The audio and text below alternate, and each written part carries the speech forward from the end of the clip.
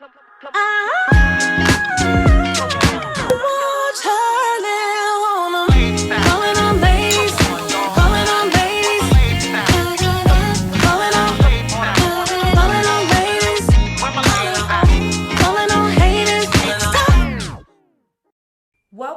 to Pink Champs, because the women were there too. I am your host, Jonesy, aka Miss Jones.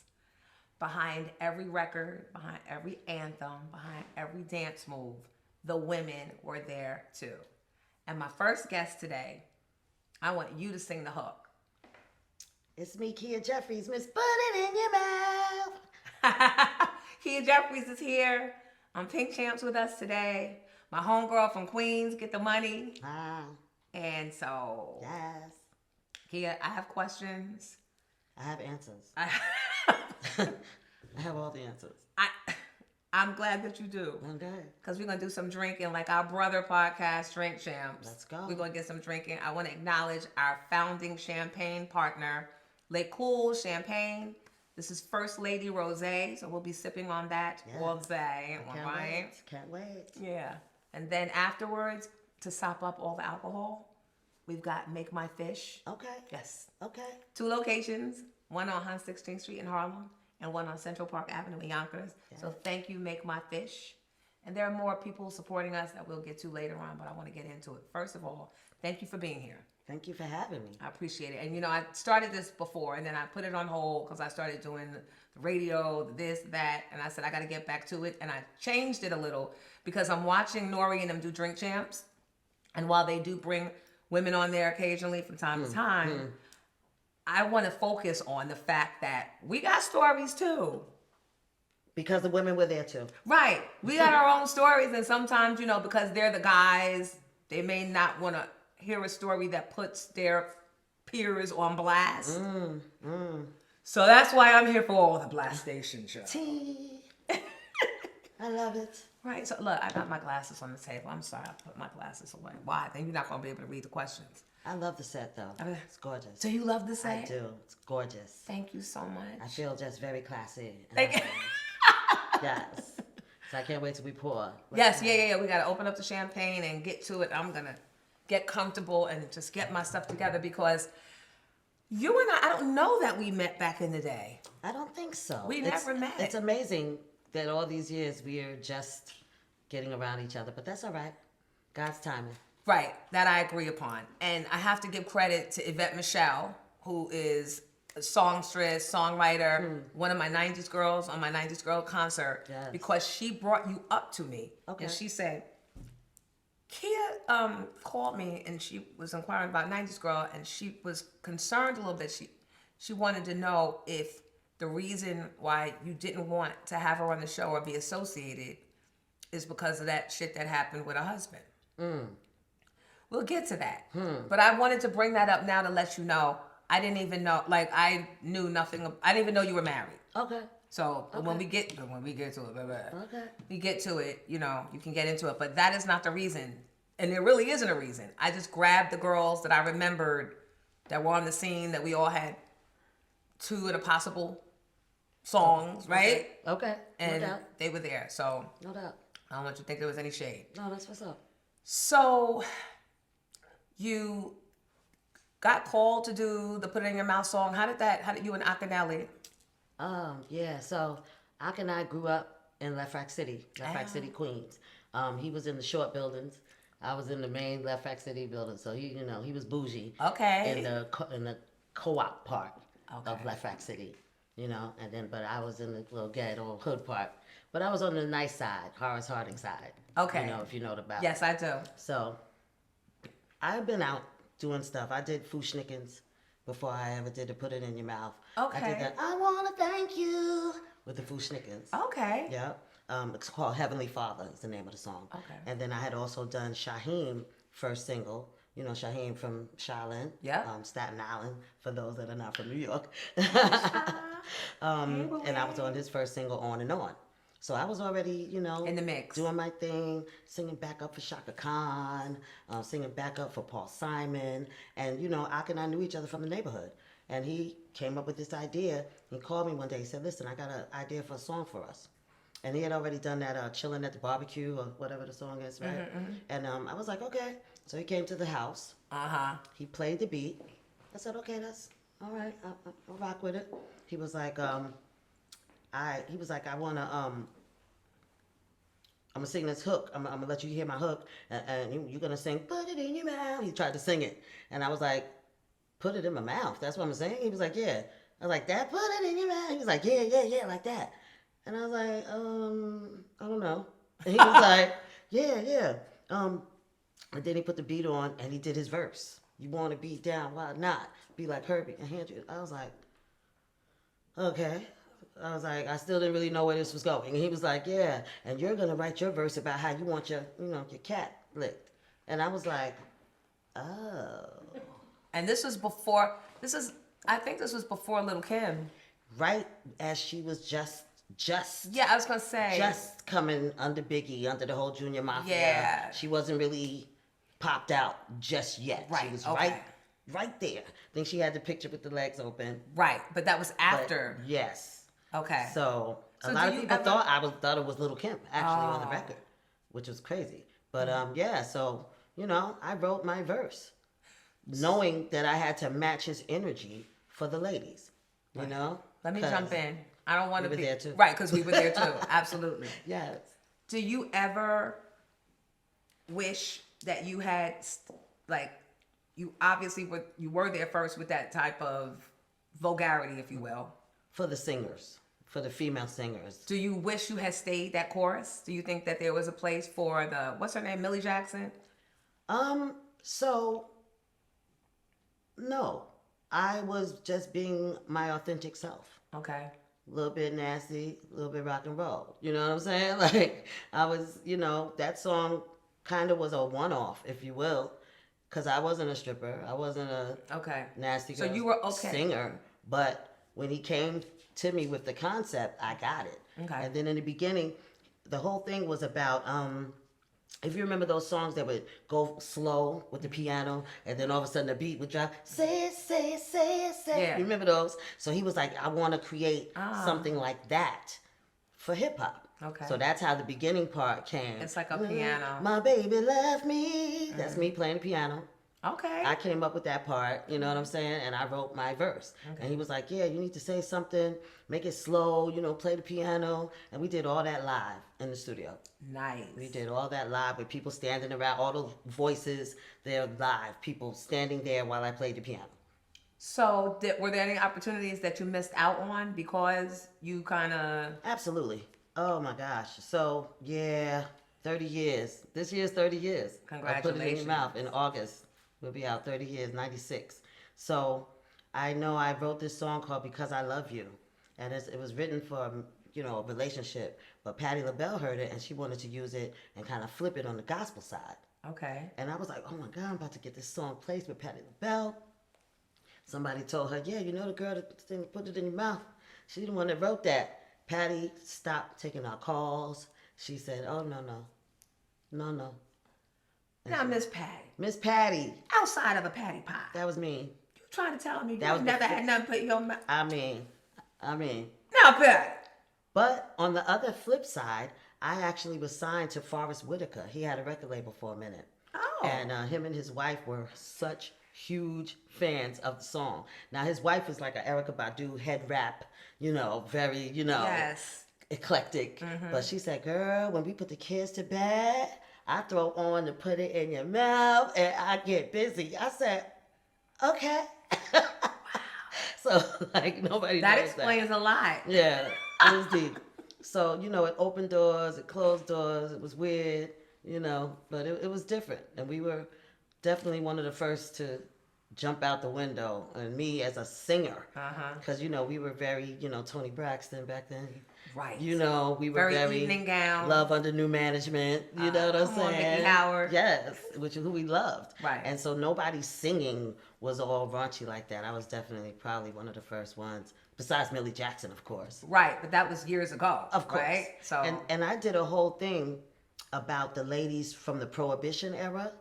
They were some raunchy ladies back in those days. They were singing about D and P and in your face stuff too, because they was lit. They was getting drunk and high. That's back in those days. So if you interesting. looking at there ain't nothing I can do. Those days. Okay. They were singing very raunchy lyrics back then in the 20s and 30s and 40s.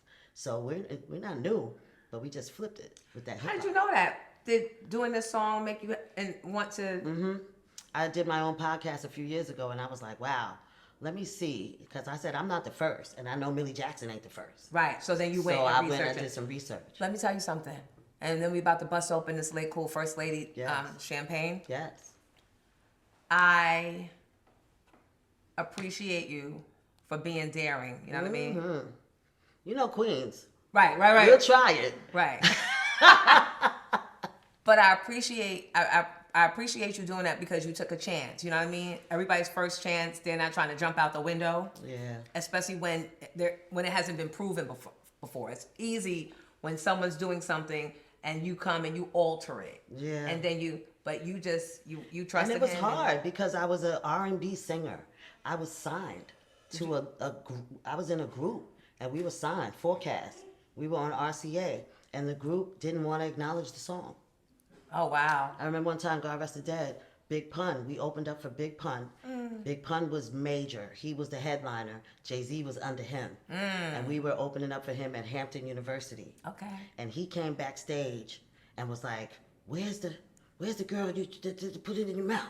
And I was like, hi, it's me. I was like, girl, you did that? Yeah. He was like, this show is real raunchy. Hampton University, young people. Hey, Courtney, we were the hey. only R&B on the bill. It was all hip hop, rugged, raw hip hop. And he said, listen, I don't want the audience to get on y'all. He said, so I'm going to introduce you. And I'm going to let the DJ play to Put It In Your Mouth so they know that, this girl, she's with the Put It In Your Mouth. And this is her R&B group and they be singing. And I was like, okay. And all the girls in the groups was like, no.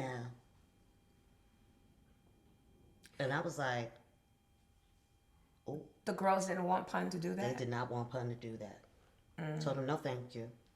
And what happened? He didn't do it. And they ended up booing us. What? I got hit in the head with a quarter, had a big whelp on my head. I had to sing like this. You're gonna miss my loving. Yeah, it was a mess. It was a mess. And I ain't gonna name no names, but it was a mess. Wow. But yeah. Do you ever still talk to them? I do. Did that happen? Was that the first of you realizing that wasn't maybe the group for you? I mean, I love the harmony. We singers, we love the harmony. Right. And it was a 4-girl group, so it's always the 3-part plus the lead. So the group Forecast was amazing. Check out the album Any Weather. It was on RCA. And I don't know, you know the girl Sharissa? Yes. She was in the group. Is she the one that said no thank you? All 3 of them said no thank you. Wow. All 3. And Sharissa wound up coming out later on with her through own Jimmy solo. Henchman. So Shout out to Sharissa. that's interesting. Yeah. Did y'all ever come to blows? No. But that night, it could have. Because I was like, so what really happened? Why they're mad at us because we're R&B and they're looking for their hip-hop, right? The audience. Yeah. Somebody throws condoms. They start throwing condoms on the stage because we're singing a cappella. We're singing a cappella real nice, dresses, everything. And they threw condoms. And Hampton University. Sharissa. How dare you? Sharissa bends down, picks up the condom, and says, "Oh, we gonna use this, thank you." And now they start throwing stuff at us. Not just throwing stuff on the stage being funny. Now they're literally throwing stuff. And that's how I got hit in the head with a quarter. Quarter said, ding! And that shit blew up. And I had 2 seconds to be like, do you run off the stage or do you just go into performance You had to mode? think fast. Queens get the money. What we gonna do? Get that money. Come on. We gonna perform. So I was holding my head, still doing the dance move, singing lead. So did you do the whole show? Or did you just do? I did. We did our show. Did they ever settle the down? audience settled down because they saw that I got hit and I kind of ran off real quick and then I came back They and I did respected my that, lead right? because I had the lead single. So I was singing lead on it and they respected it and they stood up for us. Okay. Yeah, shout out Hampton University. Remind me They to stood up take for that us. off my son's student list for college. That was years ago though. Okay. Back in the raunchy days. Come on, Hampton. Mm-hmm. Because So- that was like 97, 98, Oh yeah. 99, one of them years. So yeah. The 90s, which is what brought us here. Yes.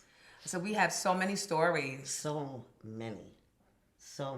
And shout out to you. Like I said, I just discovered your whole album. Like I knew the singing's where I wanna be. Thank you. You know, that was the joint. And that wasn't even for that. That first album that Where I Wanna Be Boy was on never came out. What do you mean? It never got released.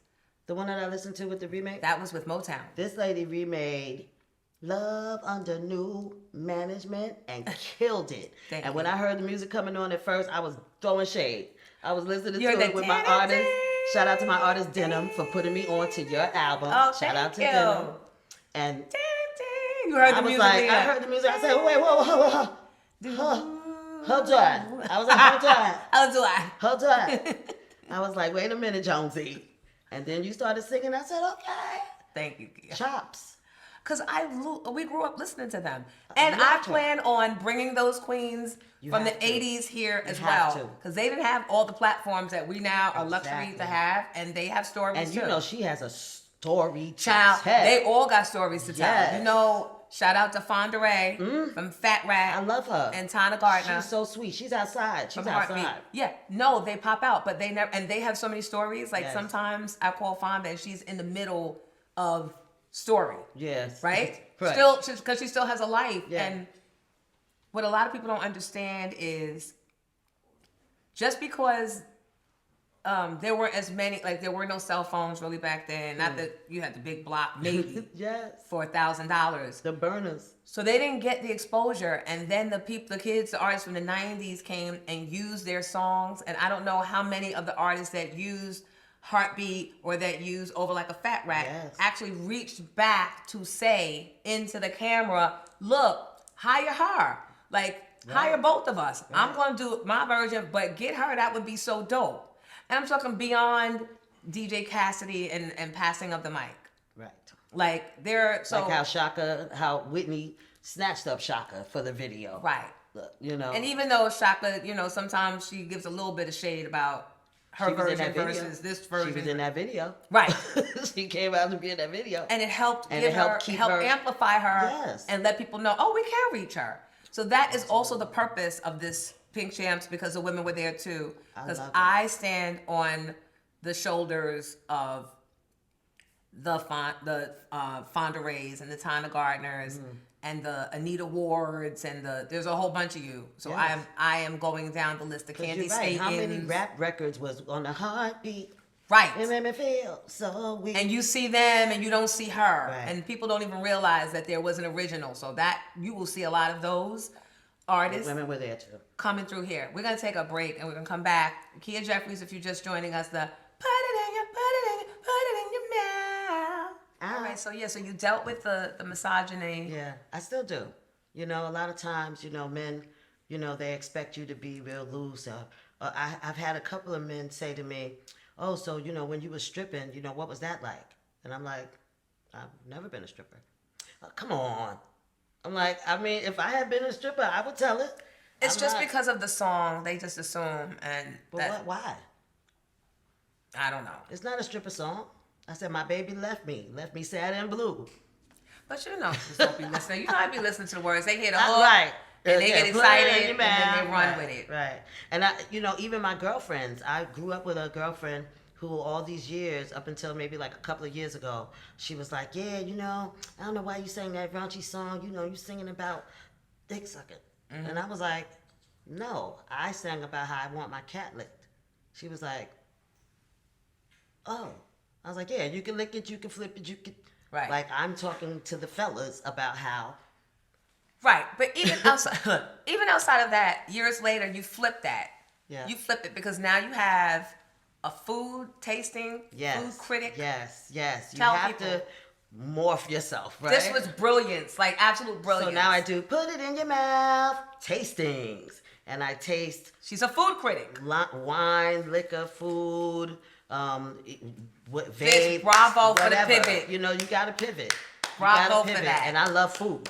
I'm a foodie. So what are you doing? Are you going randomly to different places? Or can people call you? Like in the Bronx, they say, oh, this is the best pizza in the Bronx. Okay, let me see.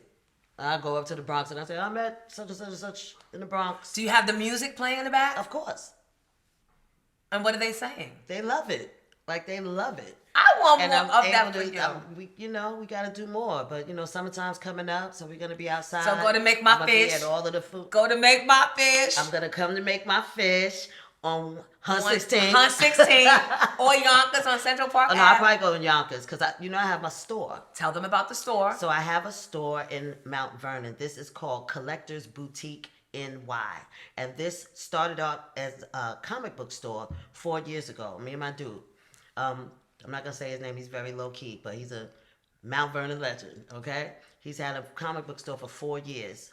They were closed last year because he had to get rid of his partner. And he brought me in. And I said, you have collectibles, sir. You don't only have comic books. You have coins. You have trading cards. I love that. I collect stuff. Memorabilia. You have dolls, action I collect figures. stuff. So people donate stuff. This lady passed away and her husband just donated like 50, 60 dolls. All types of dolls. Porcelain dolls that really handmade, like heavy porcelain This is dolls. all in the store? All in the store. Barbies. We got Kimora Lee Barbie in the box with all the accessories. I got a Brandy Barbie. I love it. I got Brandy. We need that. I got Diana Ross Barbie. Oh. I have the Byron Law. I collect. That's why I collect Whitney Houston we stuff. We have the Holly Golightly Barbie special edition 50th anniversary. I don't even know what that is. Breakfast at Breakfast at Tiffany's. Yes. Oh. In the box. I didn't even open it to look at it because whoever buys it, I want them to feel like, they got it brand new. We have all these Disney. How much? How much is this? Tell me how much. Man, these dolls go from $1 to $1,000. Okay. $100 to $1,000. We got Biggie. The guy asked me the other day, how much is the Biggie? I said, which one? The one in the t-shirt, $200. Oh, the one in the suit, $400. Okay. Wow. Yeah. Those are fair prices. Give the location, girl. Plug. Yes. 5 West Prospect Avenue in Mount Vernon. This is right downtown Mount Vernon. Dunkin' Donuts, Bread and Shop, Collector's Boutique, New York. Nice. Right by the precinct, right by the mayor's office and all of that. Yeah. Nice. We outside. All the time, Yeah. apparently. And we're open. I do content in there. I do mic drops in there. Shout out to my artist Denim, who just moved here from Houston, Texas. Hey, I'm a manager now. I know. Which is crazy. She brought her artist to Skylark in Edison, New Jersey. I do fourth Fridays or third Fridays there. Yeah. And she brought her artist there. Yeah, we had a good time. Check his album out, The Last L. Okay. Which is on all streaming platforms. He's actually signed to Universal. Orlando Jones has his own imprint through Universal. Orlando Jones from One Band, One Sound. So he's an actor, comedian, and he signed Denim as his first artist. Okay. And the album was already finished. Very, very hustling young, just like us. When we was young, he's 25. Yeah. Like he's on the grind. But I have new music also. A lot of people don't know I was born in Memphis, Tennessee. Raised in Queens, but born in Memphis, Tennessee. So this is stupid, and I hate when people be like, "Oh, you're from New York? Do you know so and so and so?" But did you know K. Michelle from down there? I didn't. Okay. I raised here. I was raised here. Okay. I was born there. I left there when I was like 2. But I have a song that's called Date Night that just dropped, and it's kind of on that Southern Soul supposedly theme. Okay. But we call it soul because we're not from the South. Okay. So soul music. But it's called Date Night. So yeah, I'm outside. I'm still doing shows, and we have this big anniversary, 30 years. Put it in your mouth. Yeah. Me and Akinelli just did the Cadillac Chronicles. Nice. Shout out to Yvette Michelle for the plug. She's saying it as if Yvette Michelle is to my left. shout out to my girl Yvette Michelle, who's the plug. Hanging out in the wings. No, I'm saying I'm just pointing out my girl Yvette Michelle, who's the plug.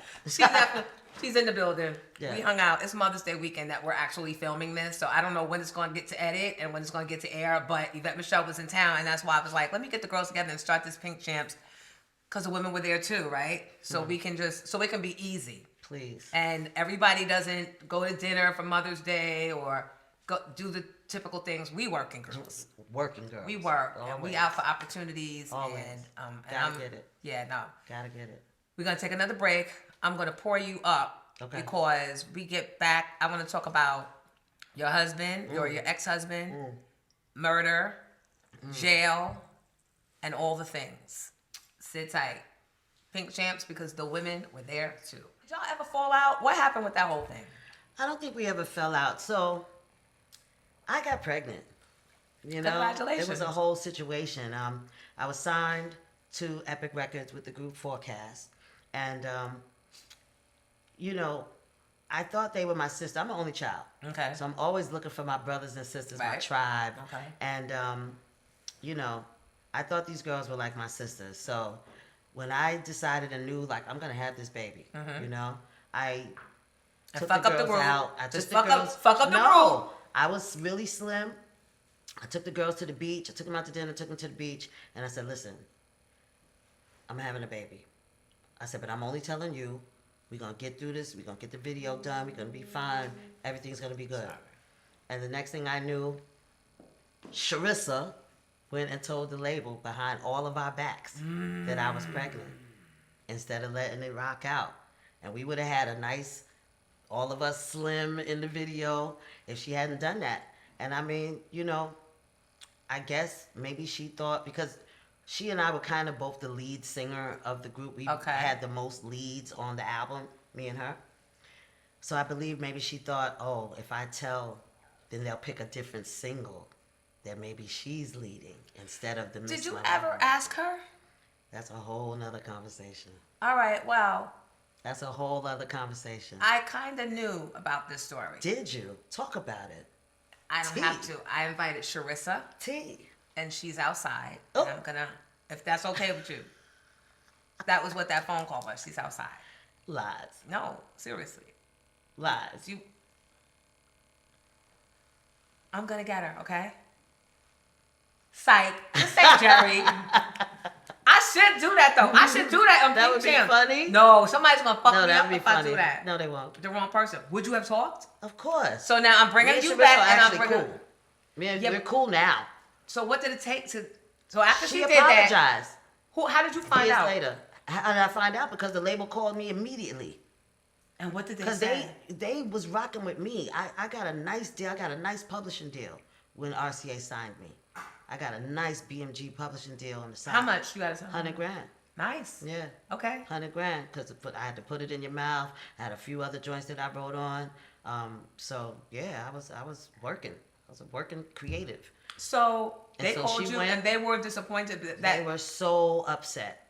because you were pregnant, or because did they think that the money was going, the momentum was going to stop, or that you told someone You else know, back before then, them so they could pregnant get in front is of it? not what they want the ladies to be. That's what it is. You know, even though at the time I was still very slim.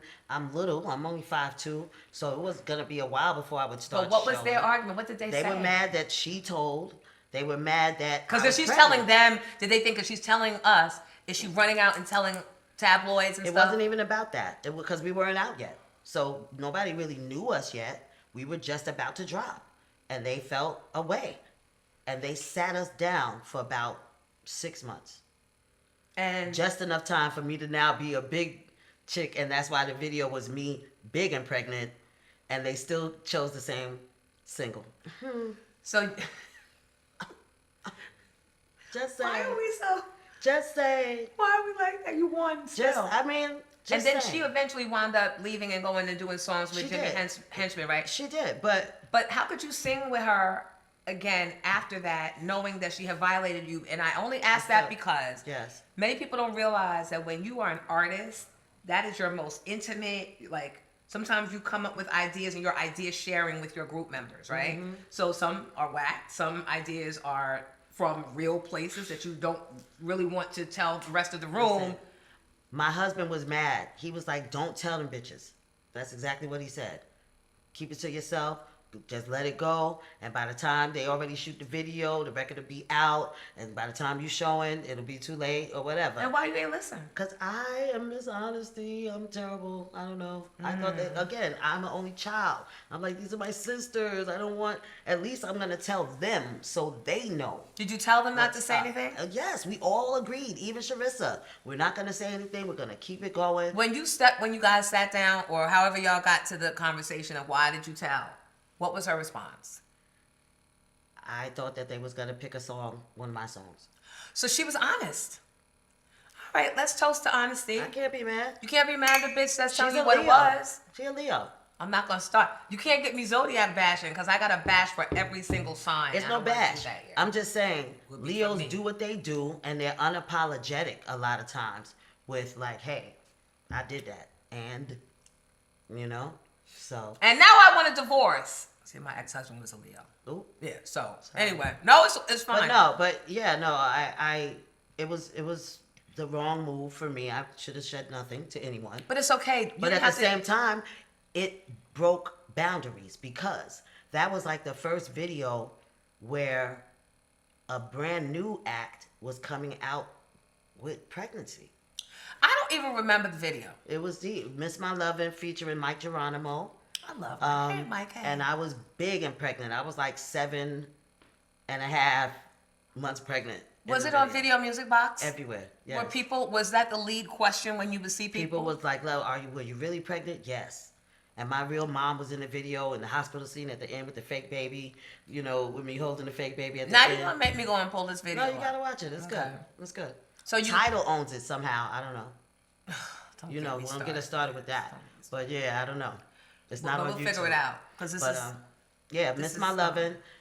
So it was iconic because Lauryn Hill, when she saw the video, she got the same stylist for her song, well, guys, you know you better watch out. Remember, she was pregnant in that video. Okay. I don't know if people really realize she was wow. big and pregnant. And the same stylist that styled me, she loved her. She was like, I love how she still was so classy and cute or whatever. All right, Lauryn. And she styled Lauryn behind that. And Lauryn wasn't afraid to be big and pregnant in her video. So shout out because women were there too, and we changed a lot, and we got things different. This is what I love. Broke a barrier. This is what I love. These stories, because who knew? You know, and Lauren's loud and proud and stands in her truth and her story and all the time. And she looked beautiful in that video.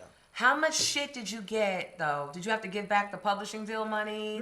No. They just sat us down for a long time. We thought they were going to drop us. And then when you came back, were people still caring, or had the moment? Did you miss the video was moment? Dope. I think we missed something, but at the same time, we gained something. Like, you give and you get. Like, you got to take the good with the bad. I mean, kids are a blessing. Kids are a blessing. I was going to have my baby either way. Yeah. I probably just shouldn't have said anything. But at the same time, like I said, it broke boundaries. It made it okay for women to be pregnant, being seen pregnant in all of their glow that we have when we are big and pregnant. Because prior to that, you didn't see the chicks. Chicks would go in hiding while they were pregnant and then come back with their skinny body and be like, yeah, I just had a baby, you know? But, you know, even Beyonce was okay to be out there pregnant, you know what I mean? And nobody thought anything of it because me and Lauren and a few other chicks put that out there. So, you know, there's nothing wrong with that. Toast to you. There's nothing wrong to you. It's just the stupid guys always at the labels and always the ones, the gatekeepers calling the shots. It's just dumb. And they make bad decisions and bad choices for us. They want to put like, us in you're a guy. box. We can't get pregnant, but we can't get pregnant by ourselves. Hello. So, you know what I mean? Right. But a man can be doing his premiere video and say, yeah, I got 2 chicks pregnant at the same time. I'm about to have 2 babies. Yeah. Let's 2 different chicks right now. That's why I don't like, I'm glad that we're not giving our power away. And I'm glad that you broke a boundary, right? Yeah. Because the reason why I want us telling our stories is because there's a little girl or a young woman right now deciding whether she's going to choose family over career. And I always feel like that is a horrible choice for anybody to have to make. It's hard. But if you don't see examples of the fork in the road, if you don't see examples that you can relate to or that are just visible for you, you wind up sometimes being conflicted and putting yourself through personal torture. No, it was crazy because you had asked me, did me and Ak fall out? So when we put it in your mouth out, right before it dropped or right after it dropped is when I met my husband. Hey, booze, hey. Now, y'all know I could not have done this by myself, so let me take a moment and thank the sponsors who continue to support Pink Champ because the women were there too. Make My Fish. 2 locations, 116th Street in Harlem and Central Park Avenue in Yonkers, serving soul, seafood, and community from Harlem to Yonkers. Carla's Kids, located at 101 Central Avenue, 2nd floor, Clifton, New Jersey, where they're building confident learners, strong families, and brighter futures. Thank you, Carla. Nationwide Bus Charter, because Nationwide has got your ride, and Nick has been riding with me from the beginning. So for your group events, your special outings, corporate travel, girls' night out, call Nick today to make your reservation. And Lake Cool Champagne and First Lady Rosé. Raise your glass to celebration, sophistication, and libation.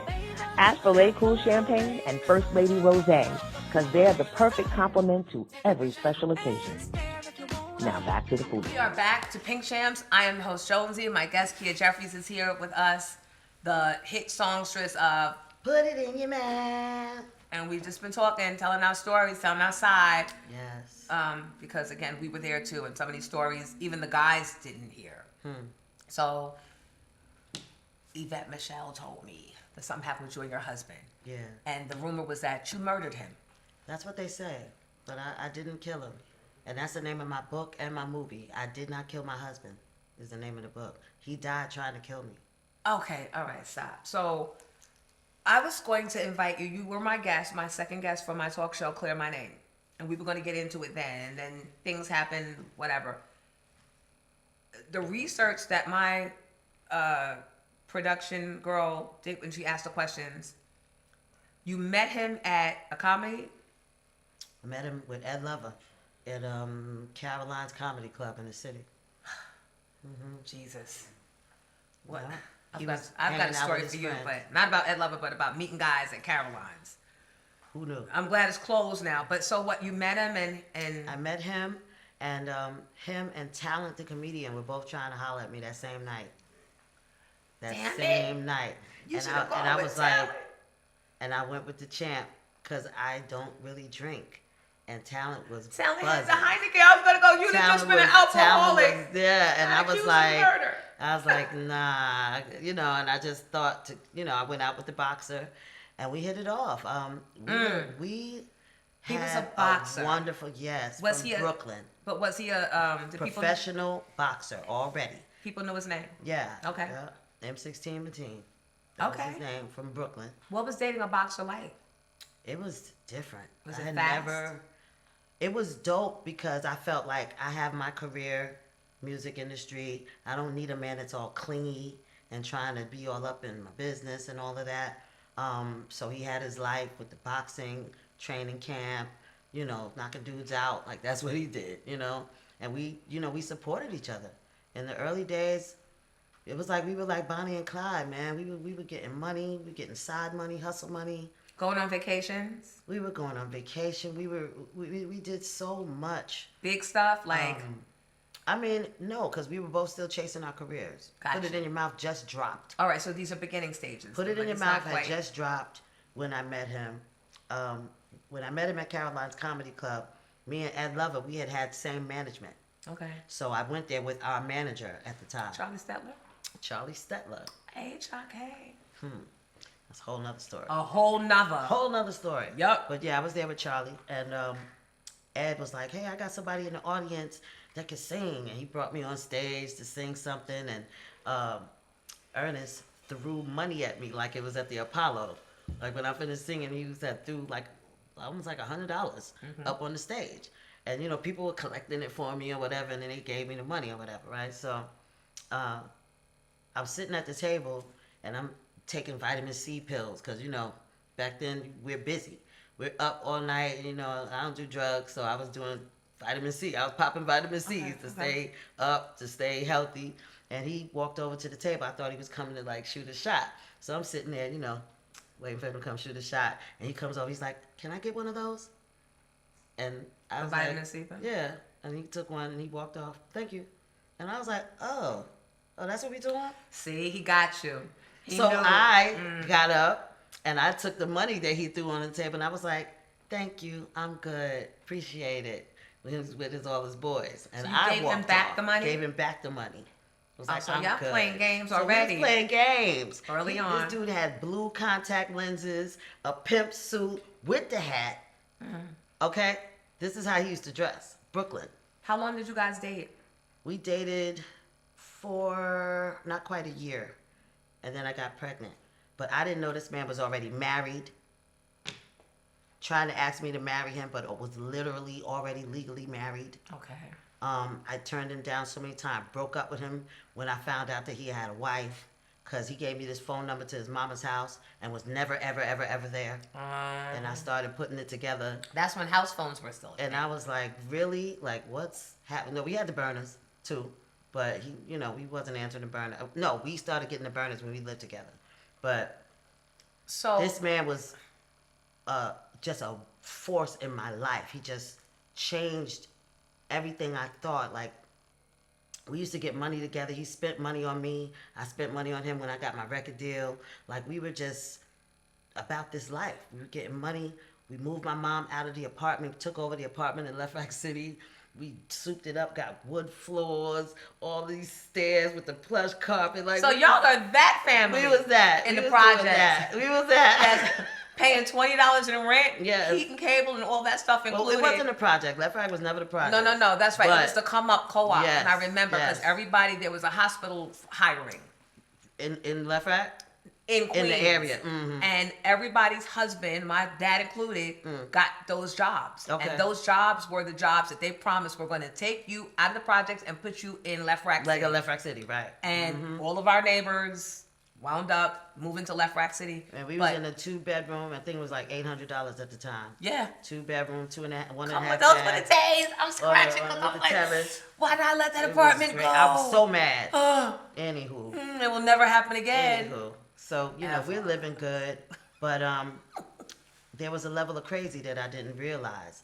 The first time it showed itself, me and Akinelli were in the studio trying to do a clean version of Put It In Your Mouth, which was crazy because put it in your mouth. I didn't curse. Where's the curse? In your mouth, right? And Right. just jig it out, right? So they was like, nah, you gotta do a clean version. I was like, okay, but what did I say? You can lick it, you can flip. Like, I'm not cursing. So he was in the studio session with you? He was on the phone calling me. We were supposed to go out when we finished the session, but things take It long. ran over. He's blowing me up. He's calling the studio. He's calling it, and the guy in the studio is like, yeah, there's Champ on the phone. And they're like, Champ? I was like, who? For who? For Kia. Champ? He's looking at me like, who's Champ? I'm like, oh, that's this dude. This So wait, boxer. did the guy that answered the phone know who he was, or he introduced himself He as introduced himself as Champ on the phone. Champ's on the phone? Champ. And he's like, Champ who? And- yeah, but I'm the light heavyweight champion of the world, M16 from Brooklyn. Like, that's how he used to introduce himself to everyone. So Ak is like clowning him. He hear Ak clowning him in the back. Who's that talking shit? Who's that talking shit? I'm like, okay, I'm gonna need you to calm down. I'm in the studio. We're gonna finish up, and then I'm gonna see you. So that was like just a little bit of the crazy. I gotta interrupt. I don't want to be the interrupter, guys. it's okay. Please don't think I'm the interrupter. I don't want to be that girl. But I'm disengaged and I have ADD, so I be forgetting shit. When you got home, did he hit you? No, we weren't even living together yet. It don't matter if you. No. The next time he saw you, did he hit you? No. All right, tell me, because I feel like the hit He is coming. wasn't abusing me. He was verbally crazy. He would talk crazy. But did he feel funny that you let the Akinelli? He did, but it was all talking. There was no verbal. okay. Even I remember when we shot the video for Miss My Love, and by this time I'm pregnant. We're living together. So you got pregnant by him, I did. but you knew he was married. By this time, he got the divorce. Oh, so you. Because I said I'm gonna have a baby. I said I gotta have this baby. I said, but I can't have a baby for a married man. No, bitch. So I all right, did. so look. It No, was- I believe you, but you can't do that because So- you knew he was married. But so what I you- said no, because I didn't know he was married when we first started fucking. Did you get pregnant before you knew he was married, or did you know he was married and y'all still kept fucking? I stopped fucking with him. I told him you need to get a divorce. He was like, yeah. He asked a girl for the divorce. She ripped up the first ones. Then he went back again. And I was like, yeah. I said, look. He talked me into it. Like I said, I left him alone for a few months. I even talked to her. Get your husband. Get your husband. You called her? She was called me. She showed up at my house one time. Who Like, it was a called lot. first? Brooklyn people are crazy. Let me just say that. Bed-Stuy, y'all are something else. I'm a little sweet girl from Queens. I didn't understand. Bitch, you wasn't all that. No. I'm just saying. Because if that's my husband, right? She showed up at my house with a gun, talking about, yo, I'll shoot this whole motherfucker up. I said, listen, I told your man he's not here. I told him to go back to you. I told you, get your husband and tell him leave me alone. He keeps telling me he want a divorce and you won't give him a divorce. So she showed up with a gun, but she's talking. But she's talking through the door. So do you think that if you had opened the door? What I said to her was, just like what you got, what do you think he left here at the house? So at this time, you guys are cohabitating? Mm-hmm. You were cohabitating with her husband. I was. So did you at least understand why she was at your door? Of course. And I was mad at him. I was mad at me. I was mad at the situation. But I loved him. We had a bond. We were getting money. We were helping each other's careers. Why didn't he?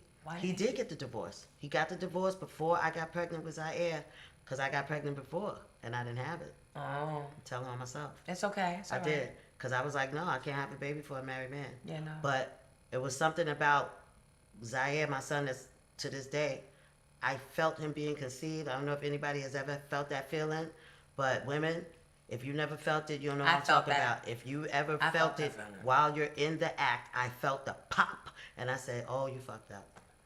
And he was like, what you mean? I was like, I'm pregnant. He was like, you can't tell. I was like, I felt something. I've never felt that before. I'm pregnant. I know it.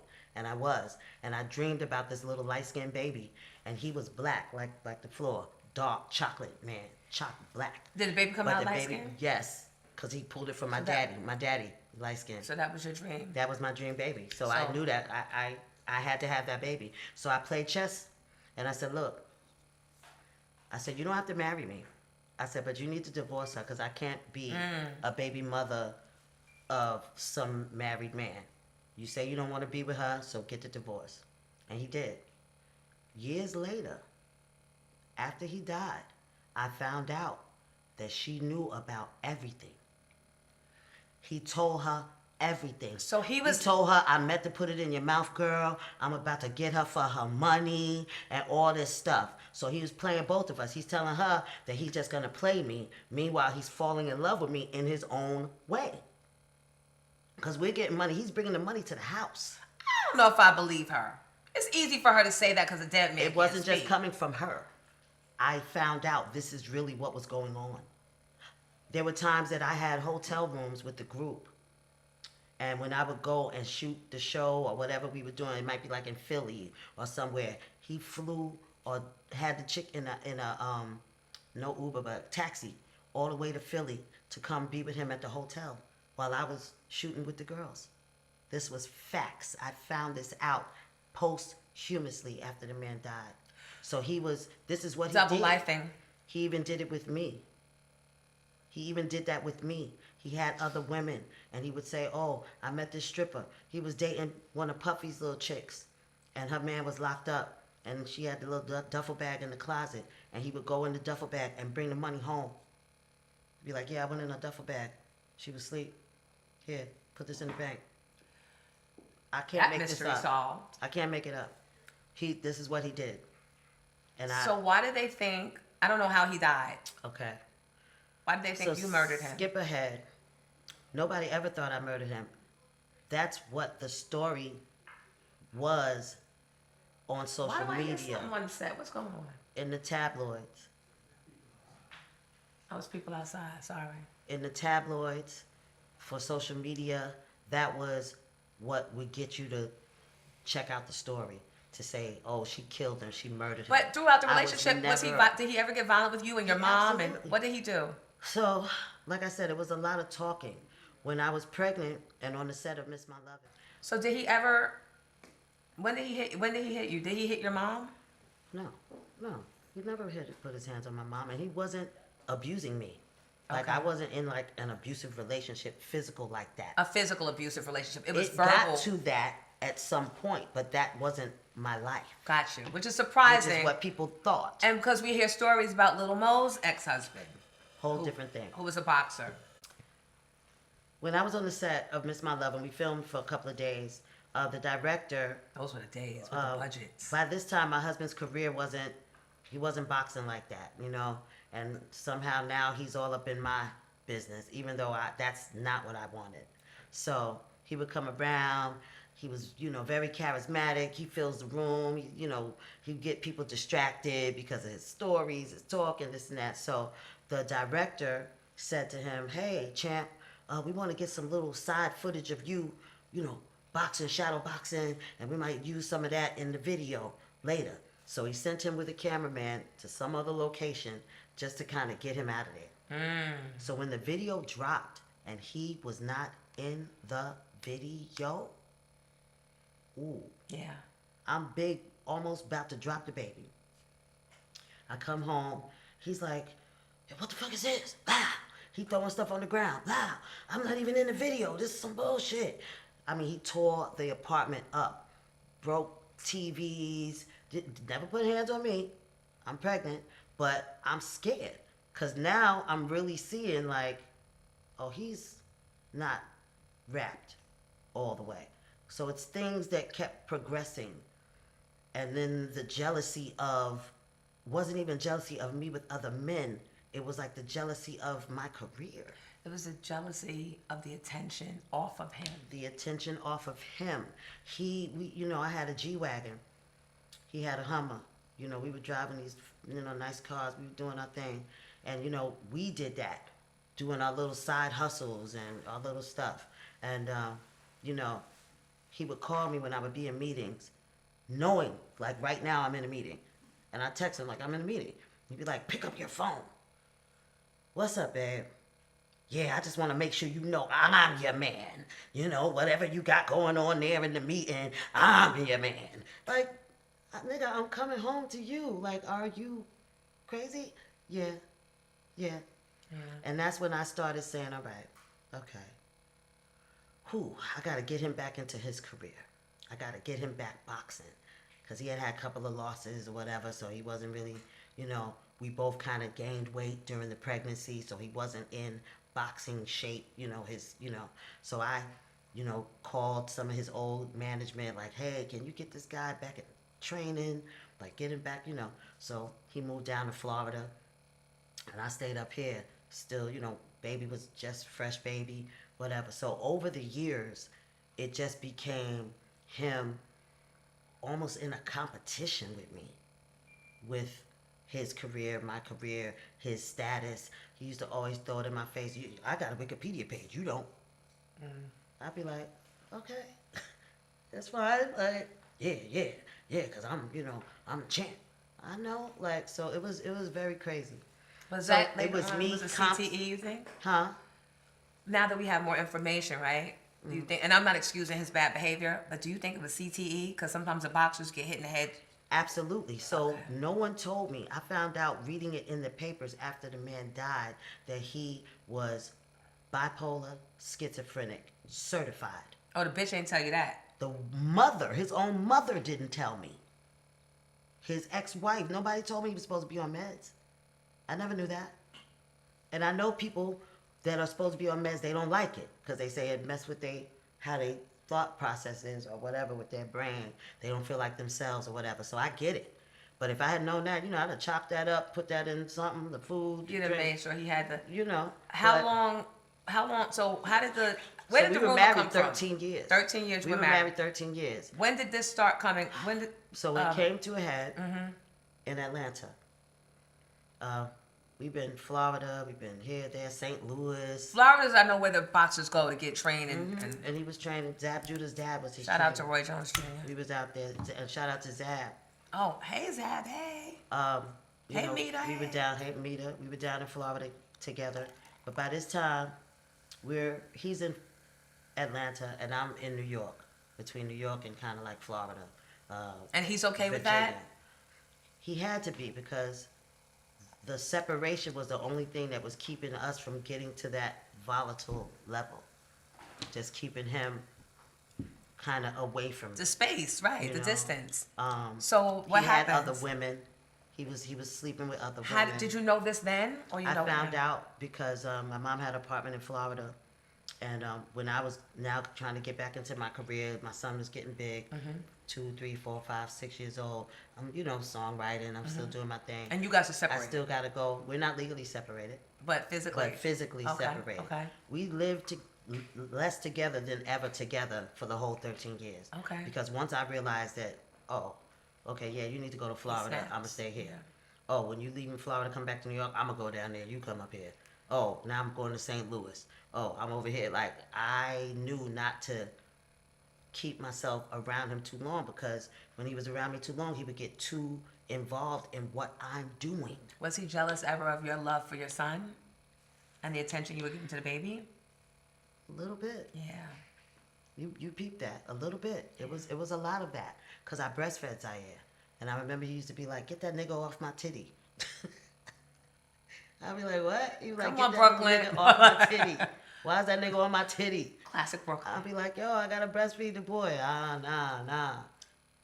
It was crazy. So when he's in Atlanta, by this time, no more boxing career at all. Okay. He's really just doing scams. He's running around, just, running around with different money chicks, scamming, dudes scamming, doing different things. And I Fake, said, was there counterfeit money involved? My producer said that he was trying to give you counterfeit money or have you do stuff with counterfeit money. okay, so that was in the early days. So this is always something I talk about. When we first met, the first date we ever went on, after the comedy club, when I met him at the comedy club, I met him like the next day or next couple of days. We went out, I met him in the city. And he was like, "I'm waiting for some friends. We're gonna go eat, but I'm waiting for my boys." I was like, "All right." So he's like, you wanna get yourself something to drink, or you want candy or something?" And remember they used to have the newsstands Right. on the street. Yeah. So he would say, "Here, gave me a $20 bill. Go get something." And I went and got a water or something and gave him his change. Okay, so I'm drinking the water. He's like, so time is still going. He's like, "You sure you don't want nothing to eat?" I was like, "Okay, maybe I'll get chips." Gave me another $20 bill. And I said, "No, just give me the change." He's like, "No, not here. Give me the $20 bill." So I go get that. By the third time, I'm like, nah, son. Why are you giving me, what's with the 20s? You keep giving me 20s. He's like, "All right, they counterfeit. So I'm just trying to get the change." And I said, "Yo, you ain't even tell me you got me over here. You going to the people might have peeped it on me, blah, blah." And then I said, "You got more?" And that is when Bonnie and Clyde was born. Oh my On God. the very first date. So he knew I was with the shits. This is great. And I was with the shits. And I love the that's honesty. how I love the honesty. I was with the shits. And we, And that money he threw at you that night in the club. right. Was and that I had gave that back. I didn't even know. That might have been counterfeit. Right. But I had already gave that back. Wait. But yeah, that's where the I counterfeit need a break. money came I need in. a break. Because we missed that part. Here I am going. I'm like feeling so bad for you. And I'm like, wait a minute. No, I was with the My shits. producer said, I was with the shits.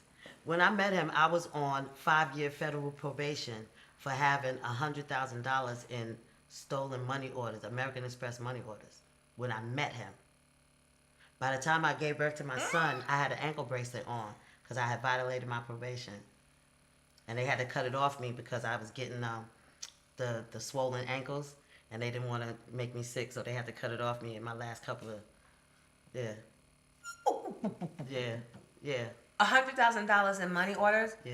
But if you're getting $5,000 to go up on stage and sing "Put in Your Mouth" for 5 minutes, That was a time, and then there was a time that it wasn't. the money ran out? I mean, And the lifestyle got to be maintained. I got upset because I got pregnant. So that's where the falling out kind of came. So there was a falling out. That's where the falling out He came. was disappointed He because you was fucked up. disappointed. He I thought got you would fuck pregnant. up the money. And it's crazy because that session, he wanted me to come do a session. I was on my honeymoon, just had my baby, when he wanted me to come and be in the studio. So he was upset. And then he And so stopped. we kind of fell out a little bit. Plus, I was pregnant. I was a new mom with a little baby. So I wasn't able to move around as much. So he stopped calling you Yeah, we just, because he couldn't count on you showing up or not. No, I would show up. He was mad that I got pregnant. Literally, just mad. Have you guys ever discussed it? Did y'all ever work it out, or do y'all just go on We and just went on. and now we're it's been older and we're wiser We can't worry about that anymore. But So when you and him popped up at 90s Girls last September in Atlanta, had y'all we've been cool. Okay. We've been cool. I went down to Florida.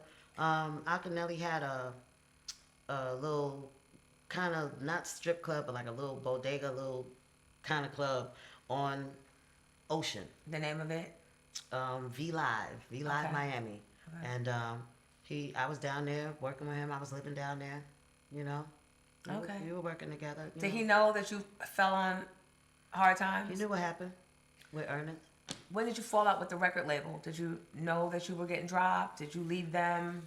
So the record label didn't drop us. They actually gave us another option, and Sharissa didn't want to do it. She was going to do a solo thing. And at the time, I was a new mom. I didn't have management. Nobody to kind of talk me through it to say, hey, audition a new girl. The other two girls, they didn't want to go through learning a new girl, auditioning a new girl. But in hindsight, we were dumb as hell that we should have, like, how could you not take the second album? Just take the Right? track. But and it was figure so out much going on with me and him with the drama. New mom. Sharissa was like, no, I don't want to do it no more. And, you know, the other two girls, I didn't have it in me to fight at that moment. Is it because you were already fighting in your relationship? We had a lot of drama. It was a lot. So how does he die? In Atlanta, this man, like I said, he was doing a lot. And I had completely just broke off from him just because I didn't want to go to jail. I didn't want to keep doing the shady stuff that we were doing to get money. So I was like, you know, I can't be around you with this. So we did get legally separated at one point. And he was just around doing him, just being crazy all over the United States. And not boxing, right? So I'm in Atlanta and just trying to get my life back together as far as get back into the industry or whatever. It was Stevie J that told me, and Rodney Jerkins, that was both like, you know, you should come down to Atlanta. You know, Atlanta's popping. A lot of New Yorkers was moving down there doing their thing. And I said, okay, I'll try it. So I went down, and he followed me down. I was down there for about a year and a half before he passed. He came with the jealousy, you know, how dare I go on with my life like that without him, all type of crazy When he came stuff. to visit you, sorry to interrupt. He would come When he came to pop up visit you, on me. but was your furnishings like? Do you have a dope space and? When I first moved down, I was in Dunwoody, and he actually wasn't down there, but he helped me even get that apartment, that first apartment. I was still driving my G-Wagon, but So he felt that he. when I got there and I wasn't trying to mess with him no more, that was when it was like, oh, how dare you just think. Bitch, you I can helped just you move on. get this, right? So like I'll go down to the park, and you know, you live in a place where they have a parking deck, and so you have to walk from the parking deck to your apartment. This is Atlanta. I go walk to my car, and somebody then put egg in my gas tank, pulled off the doors of the gas tank, flattened every tire, pulled off the side mirrors, like just went in a rage on my G-Wagon. And I'm like, wow, he's bugging. He accused me of selling drugs and got me a case with my son, our son, where they could have taken Zaire at some point. I'm like, oh, he's really bugging now. One time he broke into the house where my mom was staying there and was hiding in the closet. Called me and said, yeah, I'm in here with your mama. I said, what you mean? He said, I'm in the closet, in the third bedroom. What? It was crazy. Crazy stuff going on. What was he planning to do? Do you know to this day? It was harassment. It was keeping my mind. Just, you know, he would call and tell me, you know, one of these days I'm going to just kill you. Because you think you're going to just, you know, you my wife. And it don't matter. Even though he was living with a whole nother woman in Memphis, Tennessee. And was still calling and harassing me. And I hated that I was going through this. It was embarrassing.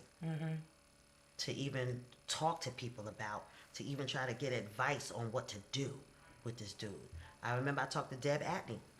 I asked Deb, I said, Deb, this dude is bugging. You know, he's going through, like, he's What was taking her us through suggestion? stuff. She didn't believe me that this was why I reached out to her. She was like, girl, you just trying to get on. What you want me to do for you? And I was like, No, ma'am. I'm really asking you, like, what do I do? She thought you were trying to get on to her as Whatever she was doing, she was managing Waka Flocka. Did you know her to call her, or you I just knew her through a mutual friend, like my cousin that I met. That's a publicist. So y'all had spoken before you Yeah, called? I met her. I had been to Waka Flocka's house and everything. I Okay. knew her. And I was like, Deb, I need to talk to you about something. Because it was like I couldn't focus. I couldn't work. I couldn't write songs. He was stalking me. He was popping up, breaking into our apartment. Me and my son. My son was 12 at this time. And we would call each other when we got home and check the whole house to see if he was hiding under the bed, hiding on the terrace. They have a storage closet on the terrace. One time he was hiding in the storage closet on the terrace. So we would check the whole house with each other on the phone to make sure he wasn't in the house. This is after he put his hands on me the first time. Okay. So before he died, a month before he died, he broke into the house. He was breaking in. He was popping up on me, calling me. Yeah, I see you got that red dress on. Yeah, I was in the bushes watching you when you came home. Da, da, da. Just fucking with me. Just anything to just mess with my mental. How long did that go on? 6 years is really how Child. long it went on. So what happened With him that living night? with other women, everything. So after he put his hands on me, I got a police report, right? I filed. I said, and I told him, you better leave because I'm about to call the police. I didn't want him locked up. He's my husband. As crazy as that sounds, Sounds kind of crazy because you just said he was living with other women. He 6 years. He was, but I still wasn't. I didn't want to be the one responsible for putting him in jail. Why not? I don't know. Cause It was what? something he used to tell me when he was younger, cause he's from Brooklyn. It was like, yo, we don't call the police. We gotta handle shit. You ain't supposed to call the police on nobody. I'm your man. And I was like, okay, I don't know, young and dumb. I don't know. But No, I didn't want that is him to be cold. locked up. I was like, why would you do that? But get out of here, because I'm called. I just wanted him away from me, if that makes sense. I just So what wanted happened to be that able to night? live So my what life. happened? So a month later, he calls me and he's like, all right, you want me to leave you alone? I'm gonna leave you alone. But I got some money for you and Z, and you need to come get it. We was built on money. We started on money, right? So I snatch up this girl and I say, you gotta come with me. He's at a hotel in Gwinnett County. And I go to the hotel and the girl is with me. And I said, look, you got to stand in the doorway with the door open. And if he ever, I'm gonna try to stay away from him, but he's quick. I said, so if he put his hands on me, call the people. Act a fool. Call them people. Keep the door open. Don't leave me alone with him. Like, you got to be there. And she was like, okay. So we go in, and of course he's big and crazy and mean, and I'm thinking I'm gonna be able to handle it, and he ends up grabbing me by the arm, and he has a gun, and the girl vanished. I don't know if she called the police or not, because the police did end up coming, but so me and him struggling with the gun. And he's like, yeah, you're not gonna leave me. You're not gonna just be without me. I don't know what you was thinking. I was like, you told me that you're ready to move on. Yeah, but I'm not. And this and that or whatever. And I'm like, well, we're not doing this. He's like, yo, yeah. And he wanted to have sex. And I was like, nah. Like, this was like a theme. Like, he want to have phone sex. He want to have sex. It's all control, And I was like, nah, we're not doing it. So he's holding on to me with one hand, got the gun with the other hand, and I'm got my other hand loose, and I'm trying to keep the gun from pointing at me. And I'm pushing the gun away from me. He's pushing the gun on me. I feel the trigger, I pull it. Because I want somebody to hear it so that I can be out of this situation. So the bullet goes into his shoulder, and he says, bitch, you shot me. Threw me on the ground and started beating me with the gun. Like beating me in my head and face. I'm feeling the blows, and I black out, and I think I'm dead. Because he's just beating me, threw his whole body weight on me, and beating me with the gun. And I thought I was dead. And in that black place, God was like, nah, you're not dead. And I was like, you sure? This is me talking to God. Like, you sure? He was like, yeah, just keep struggling. By the bullet went in his shoulder, and by him still beating me, it moved. And he was bleeding out. So I was able to wiggle out from under him because he's slowing down. He's not hitting me as hard anymore or as many blows. So I'm able to wiggle out from under him at some point, and I run out the door, run down the stairs, and it's pouring down raining. And I don't know if he's behind me, chasing me. I don't know what's going on, but I know I'm running, and it's pouring down raining, and I'm outside, and now the ambulance is outside. Because I didn't even remember hearing it. I don't remember everything. But I know I was outside in the pouring rain, and the paramedic's like, ma'am, you need to sit down. And I'm like, no, get me out the rain. Like, get me out the rain. He was like, nah, you got to sit down, ma'am. And I said, no, why I got to sit down outside? You can't get me out the rain? He was like, ma'am, it's not raining. And I said, and it was all blood that I was doing this because I'm thinking it's pouring down raining. And I'm like sloshing the rain off me, but it was all blood. I was covered in this man's blood. My blood from the head wounds, his blood from bleeding out. I'm in one ambulance, he's in the other. They take me, shoot me up with all type of drugs, sew, staple, whatever, my face and head. When I wake up, the police are there, and they let them take me from the hospital to the precinct in Gwinnett County. And they get my statement. They asked me all these questions, what happened? I told them what happened. And they said, you know what? It checks out. We know you're not lying. I said, you do? He said, yeah. And remember, I had a paper trail. Every time he put hands on me, I filed a police report. When he would break in and pop up on us stalking, I would file a police report. When he would say stuff, I'm going to kill you and stuff like that, I showed that to the police, So they said, yeah.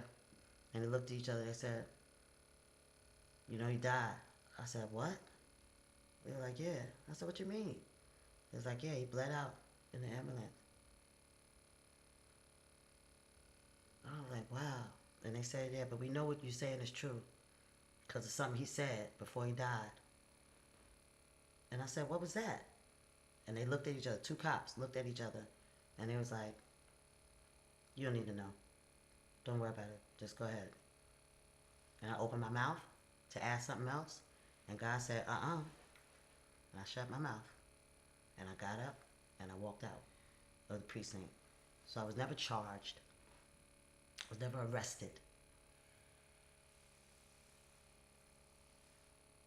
And that's how he died. So we still don't know what he said? Still don't know what he said. That's stupid for me to ask, right? Still don't know. 2 months later, I get a call from a Long Island police saying that he had murdered somebody and I know where the body is. A whole other story. Chalet.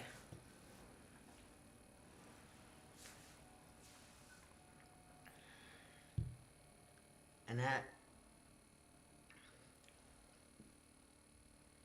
is fucked up.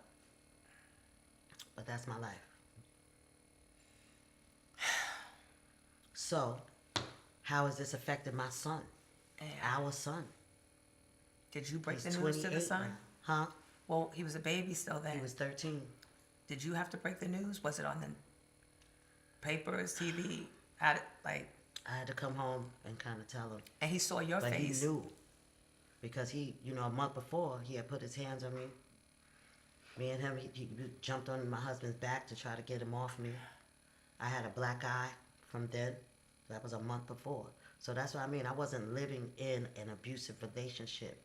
I was living with a verbally abusive and kind of a crazy, mentally, controlling situation, if that makes sense. It makes sense. It wasn't like I was getting beat all the time.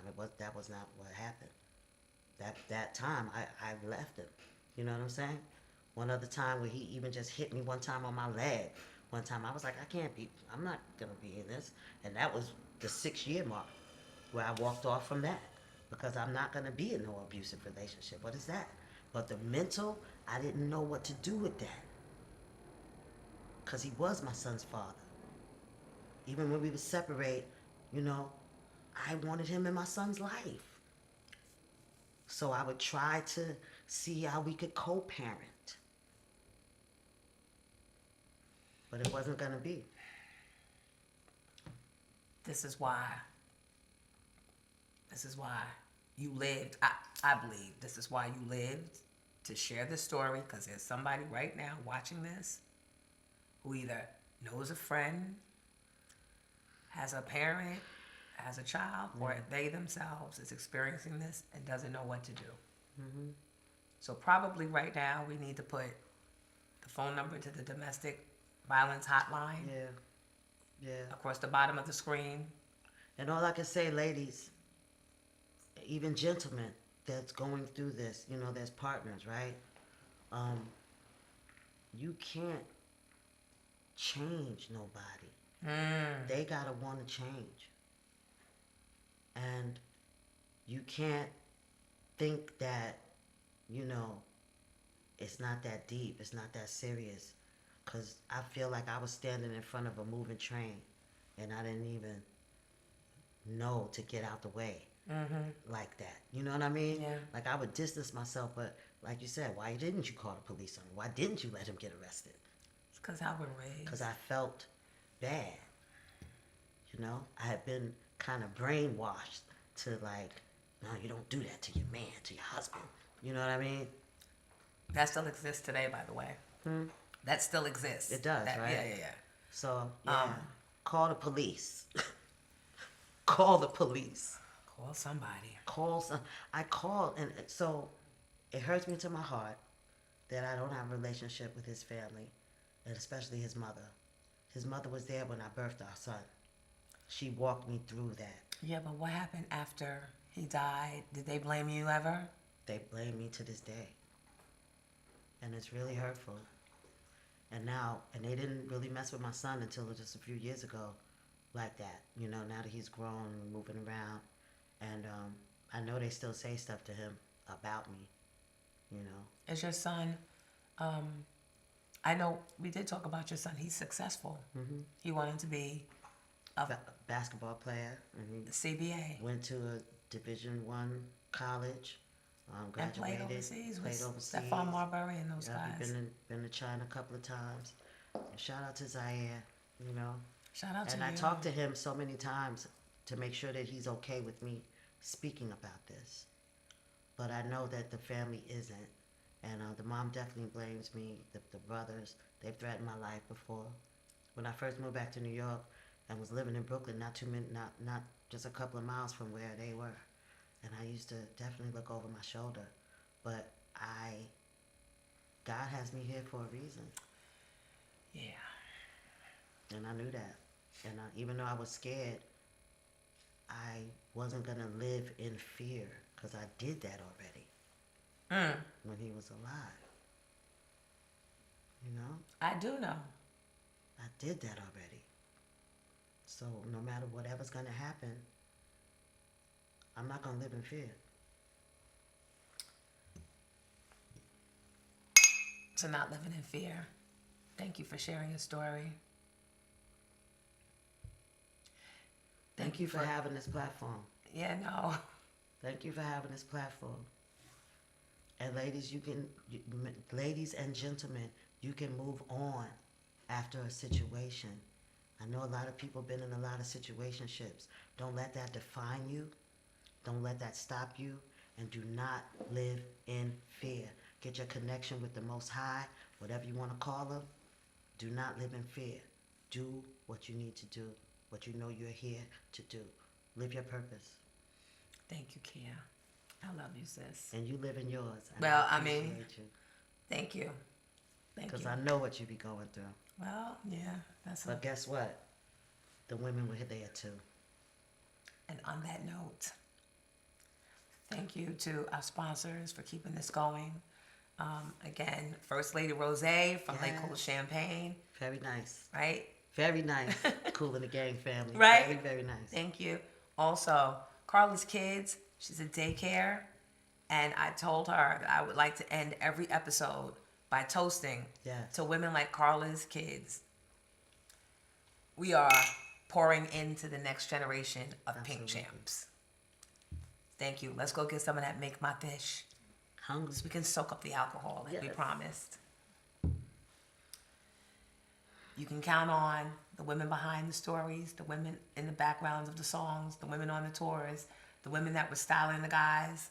Because Pink Champs, because the women